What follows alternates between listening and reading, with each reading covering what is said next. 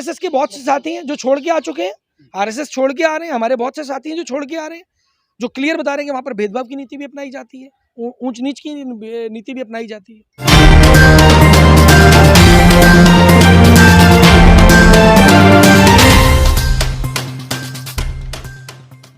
नमस्कार लो जी, हम फिर से आ गए हैं। मुद्दा बड़ा हॉट है, बेरोजगारी। बेरोजगारी को लेकर विपक्ष भारतीय जनता पार्टी को बार बार घेरता रहता है। हरप्रीत सिंह सैनी जी हमारे साथ हैं, ये भी बार बार बेरोजगारी को लेकर भारतीय जनता पार्टी को घेरते रहते हैं।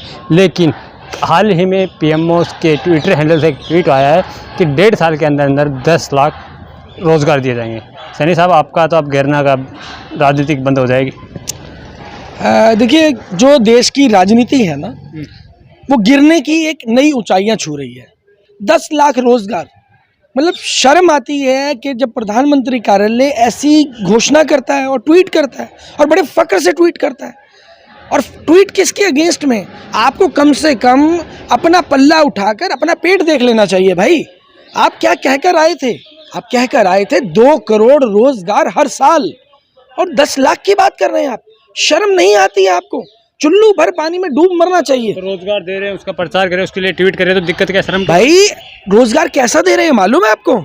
अभी एक बड़ी एक जबरदस्त जो है स्क्रिप्ट लिखी गई है, अग्निपथ स्कीम लॉन्च की गई है भारत सरकार की।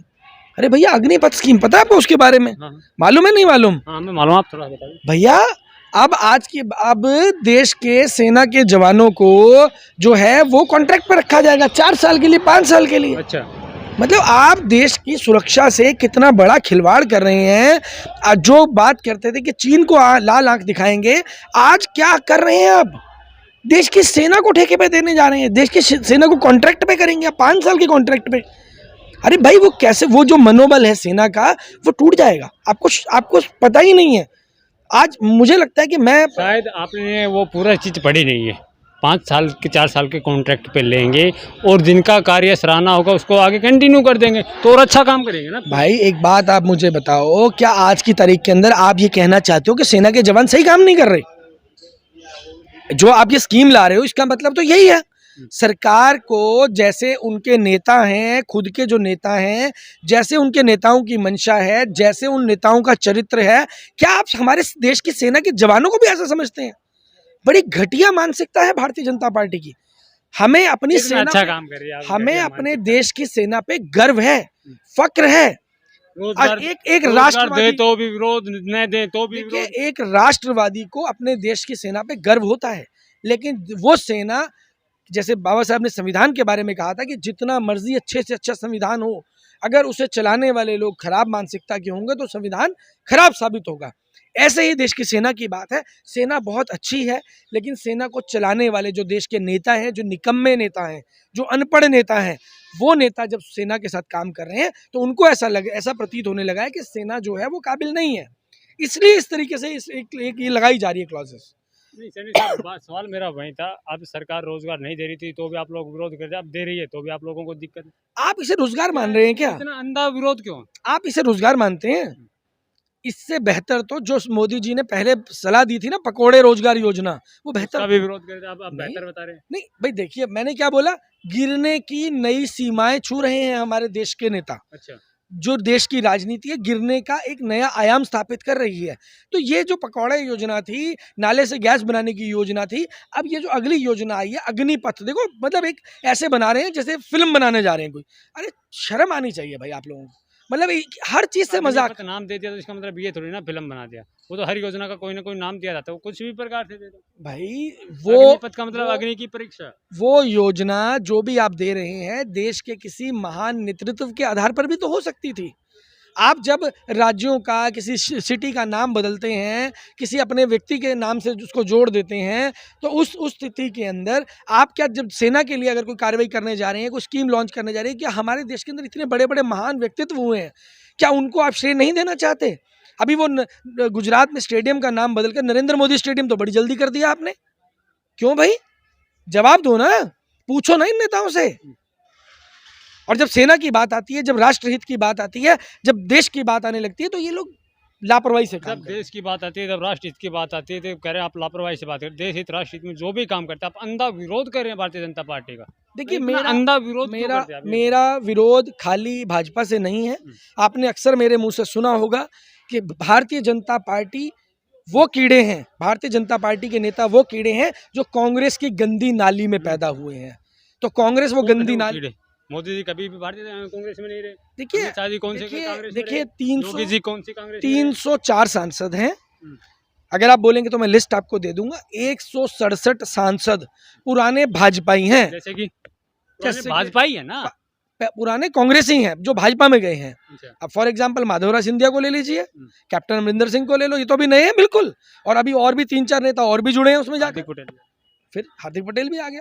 तो मतलब भारतीय जनता पार्टी खुद को गंगा साबित करने पे तुली है कि हम हमारी ये गंगा है, जो भी इसमें नहाएगा वो पवित्र हो जाएगा, चाहे कितने ही कुकर्म किए हों उसने। तो भाई कैसे चलेगा? ऐसे तो नहीं चलेगा देश। संविधान की आप धज्जियां उड़ा रहे हैं, न्यायपालिका को आप काम नहीं करने दे रहे, पत्रकारों को आप काम नहीं करने दे रहे। हर कौन कहाँ रोक रहे हैं? करो काम।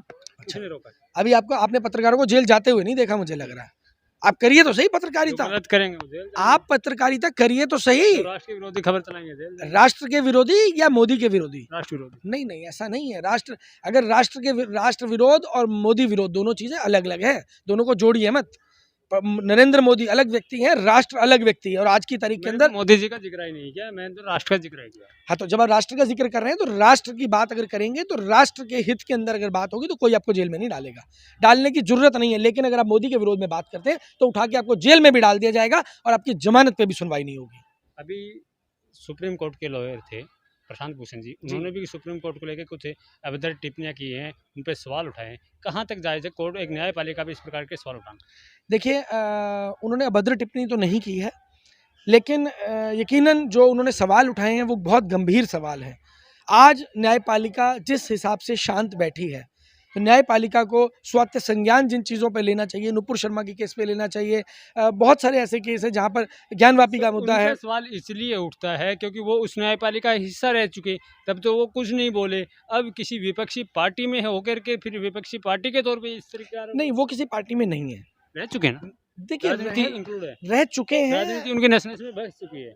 ऐसा नहीं है। अगर उनकी नसों में राजनीति बसी होती तो वो आज भारतीय जनता पार्टी का हिस्सा होते, लेकिन ऐसा नहीं है। लोग आते हैं एक रिवॉल्यूशन के लिए आते हैं, आम जनता आती है। अब आपके व्यूअर्स में से अगर कोई साथी मुझसे संपर्क करेंगे, मेरे साथ जुड़ना चाहेंगे, तो क्या मैं उनको नहीं जोड़ूंगा? लेकिन अगर वो कल ये कह देते कि हमारा दिल टूट गया, हमारा मन टूट गया, हम राजनीति से बाहर। पागल नहीं है कि भाजपा के अंधा विरोध करने वालों के साथ जुड़ जाएंगे। हाँ, तो लेकिन मैं आपको एक बात बता देता हूँ, देश की मिट्टी बहुत सरखेज है। इसने भगत सिंह और उधम सिंह पैदा करने बंद नहीं किए हैं। ये भूल जाएं सत्ता में बैठे लोग किस नशे में है। वो नशा तोड़ने के लिए देश का युवा आ रहा है। सब चाहते हैं कि भगत सिंह उधम सिंह पैदा हो, लेकिन कोई ये नहीं चाहता कि अपने घर में हो। आप भी नहीं चाहते होंगे अपने घर में हो, पड़ोसियों के घर में सब चाहते हैं। देखिए, किसके घर में पैदा हो या ना हो, यह तो किसी के बस का नहीं है, लेकिन खुद आगे आना ये आपके हाथ में है। और यकीनन अगर आज आप आवाज़ उठाएंगे तो आपको भगत सिंह या उधम सिंह बनने का अवसर जरूर प्राप्त हो सकता है। लेकिन अगर आपने आवाज़ ना उठाई तो आपके बच्चों को देने का जो ट्वीट किया गया है, पीएमओ ने कहा है, वो गलत किया गया। देखिए 10 लाख से होगा कुछ नहीं। मोदी जी जो लिपापोती की कोशिश कर रहे हैं, जब एक जख्म नासूर बन चुका है और उसके बाद आप उसके ऊपर एक पट्टी लपेटने का काम कर रहे हैं, तो अब कुछ भी नहीं होगा। आज 22 करोड़ युवा बेरोजगार है, 22 करोड़। उस 22 करोड़ का हिसाब चाहिए। 10 लाख 12 लाख से कुछ नहीं होगा। तो एक मेरा सवाल ये और था कि कहा जा रहा कि 10 लाख रोजगार हम पर ईयर देंगे, लेकिन वहीं जो 2018 से क्वालिफाई छात्र हैं वो अब भी सड़कों पे धक्के खा रहे हैं। बिल्कुल। अब जो लोग ऑलरेडी क्वालिफाई करके बैठे हैं भाई, जो लोग ऑलरेडी क्वालिफाई करके बैठे हैं, आप उनको तो जॉब्स दे नहीं पा रहे हैं। अभी यहाँ पर जंतर मंतर पर पीछे एक धरना था, जो टीचर्स आए हुए थे उनको ये बोला जाता है, जो टीचर्स ऑलरेडी 8 साल 10 साल से काम कर रहे हैं, उनको ये बोला जाता है कि आपके 12th में 50% मार्क्स नहीं थे, इसलिए आपकी सैलरी रोक दी गई है। बड़ी शर्म की बात है। नई स्कीम आ गई होगी। अरे भाई नई स्कीम, क्वालिफाइड टीचर लेने के लिए। हाँ तो भाई नरेंद्र मोदी की कौन सी क्वालिफिकेशन है? डिग्री है। कौन सी डिग्री है? डिग्री आप दिखाएं। MA in entire politics. मैं गया था भैया Gujarat MA in entire politics करने, किसी ने एडमिशन ही नहीं दिया। करवा दो हमारा एडमिशन। आप में वो क्षमता नहीं होगी ना। अरे भैया कोर्स तो होगा, फॉर्म तो भरवा दो, हम तो फॉर्म भरने को तैयार है। लेकिन एक बात बता रहा हूँ, 2024 में जिसने भी ये फर्जीवाड़ा किया है टांग दिया जाएगा। सत्ता परिवर्तन होने क्या वाला है। कुछ नहीं होने वाला सत्ता परिवर्तन, सत्ता नहीं परिवर्तन होने वाला। आपके 50 साल राज करेंगे। आपको मालूम नहीं है, आपके व्यूअर्स में से लाखों लोग मेरे पास आ रहे हैं, आपके व्यूअर्स में से। अच्छा, जी हाँ, और हमसे संपर्क कर रहे हैं, हमारे साथ जुड़ रहे हैं। हमारे व्यूअर्स में भी सेंध मारी। हम सेंधमारी नहीं कर रहे भाई, आज बात राष्ट्र की है। या तो एक दो रास्ते हैं, देशभक्तों को चुन लो या गद्दारों को चुन लो। भाजपा में तो सेंध मारी आप लोग कर ही रहे हैं, उसके साथ साथ पत्रकारों के व्यूअर्स में भी देखिए, अब हम कुछ सेंधमारी नहीं कर रहे, लेकिन जब भारतीय जनता पार्टी से लोग टूट टूट कर हमारे पास आ रहे हैं, जो आपके व्यूअर्स में से अलग अलग चैनलों के माध्यम से हमें लोग सुन रहे हैं, हमारे पास आ रहे हैं, तो इसमें हमारा तो कोई कसूर नहीं। हम तो कह रहे हैं भैया, ताल ठोक के आप पहले अच्छी तरह हमें, भाजपा का विरोध करेंगे, चाहे अच्छा काम करो चाहे बुरा करो। नहीं अच्छा करोगे तो अप्रिशिएट करेंगे और गाइड करने का काम करेंगे। अगर अच्छा किया भाई अगर आप खराब करोगे तो गाइड। बनाया, उसका आप लोगों ने विरोध किया। क्या 300 राम मंदिर का विरोध किया, हाँ। किसने बोला? जनता ने किया, आप जैसे लोगों ने किया। नहीं, मैंने तो नहीं किया ना, हमने 370 ना हमारी टीम ने किया। 370 हाँ, 370 पे किया। 370 का फैक्ट आपको पता होना चाहिए। कोई कहता है क्या आपके हिसाब से 370 हट गई है? जवाब दीजिए। हटी हुई है। हटी हुई है? संविधान की कॉपी उठा के ले आओ आज ही। अगर हट गई है तो मिट गई होगी, उसमें तो नहीं होनी चाहिए। तो भैया उसमें लिखी हुई है। पुराने बुक लेके आओ ना। नहीं, नई की बात कर रहा हूँ, लेटेस्ट जो प्रकाशित हुई है। और उसके बाद क्या आपके अंदर दम है कि हम नरेंद्र मोदी से सवाल पूछ लो? प्रकाशन वाले के कैमरे से तो फिर प्रकाशन वाले बदनाम करने के लिए भैया मोदी जी को बोल दो ना, उसकी प्रेस बंद करवा देंगे। जी को बदनाम करने के भैया प्रेस बंद करवा देंगे, फिर 370 छाप रहा है वो। प्रेस बंद करवा देंगे, फिर आप हल्ला काटेंगे, तो भाई- रोड जाम करेंगे, तो हम पत्थरबाजी करेंगे, अब हम तो सच कह रहे हैं। पत्थरबाजी करेंगे, जैसे पत्थर- अभी हो रहे हैं देखिए, 20 राज्यों में एक साथ पत्थरबाजी करवा रहे हैं आप लोग। देखिए पत्थरबाजी वाले जो लोग हैं ना, ये भाजपा के ही लोग हैं। ये किसी धोखे में मत रहिए, ये स्पॉन्सर्ड लोग हैं। अच्छा, जी हाँ, अपनी सरकार को बदनाम करवाने के लिए भाजपा पत्थर करता है। आप सिंगू बॉर्डर की घटना भूल गए हैं क्या? किसने पत्थर फेंकवाए थे? किसने कहा? मत भूलिए, भारतीय जनता पार्टी। आम नहीं जनता नहीं थी, फोटोग्राफ्स बाद में निकल के आ गई थी। जब सीए एनआरसी का प्रोटेस्ट हो रहा था, वहां पर कौन लोग थे जो खाकी वर्दी पहन के घूम रहे थे? बाद में फोटोज वायरल हुई हैं। पुलिस वाले पहन के घूम रहे हैं? नहीं, खाकी चड्डी वालों की चड्डी थोड़ी लंबी कर दी थी, अच्छा, तो वो पैंट पहनकर घूम रहे थे, जो बाद में निकल कर आया, क्लियर निकल कर आया कि वो लोग आरएसएस के। चड्डी हम पहन रहे हैं, आप खाकी कलर की चड्डी अगर कोई पहन लेता है तो आपको क्या दिक्कत है? देखिए, खाकी चड्डी, नारंगी संतरा, ये दो ही चीजें हैं जो देश को बर्बाद कर रही हैं। अच्छा, तो अब इनका समय आ चुका है। आप ये बता, आप नारंगी संतरा दो कह रहे कि नारंगी कलर ने देश को बदनाम कर दिया है। आपको ये पता है नारंगी कलर तो जिसकी आप बात कर रहे हो कहाँ से है? देखिए, उसी तिरंगे का हिस्सा है। मैं नागपुर के नारंगी संतरे की बात कर रहा हूँ। नागपुर के नारंगी संतरे की बात कर रहा हूँ। और जो हमारे तिरंगे में है केसरिया, वो उसका इससे कोई लेना देना नहीं है।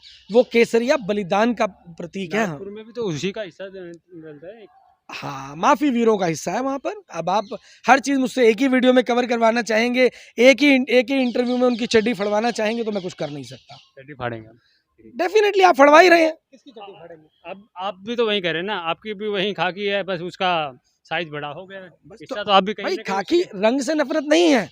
खाकी चड्डी जो देशद्रोही सोच लेकर चल रही है, देश तोड़ने की सोच लेकर चल रही है, जिसने 1947 में भी देश को तोड़वाया था, हम आप भी तो उसकी बात। उनका ये इस तरीके से अंधा विरोध करके उनको बढ़ावा देते हैं। देखिए, हम विरोध नहीं कर रहे कहीं ना हैं, कहीं हिस्सा उन्हीं का हम विरोध नहीं कर रहे हैं, आप भी उन्हीं का हिस्सा हम विरोध नहीं कर रहे हैं। हम तो उनको गाइड करने का काम करें कि ये गद्दारी छोड़िए, देशभक्तों के साथ आइए, देश के क्रांतिकारियों के साथ आइए। उकसाने का काम कर रहे हैं। नहीं, आरएसएस के बहुत से साथी हैं जो छोड़ के आ चुके हैं। आरएसएस छोड़ के आ रहे हैं, हमारे बहुत से साथी हैं जो छोड़ के आ रहे हैं, जो क्लियर बता रहे हैं कि वहां पर भेदभाव की नीति भी अपनाई जाती है, ऊंच नीच की नीति भी अपनाई जाती है।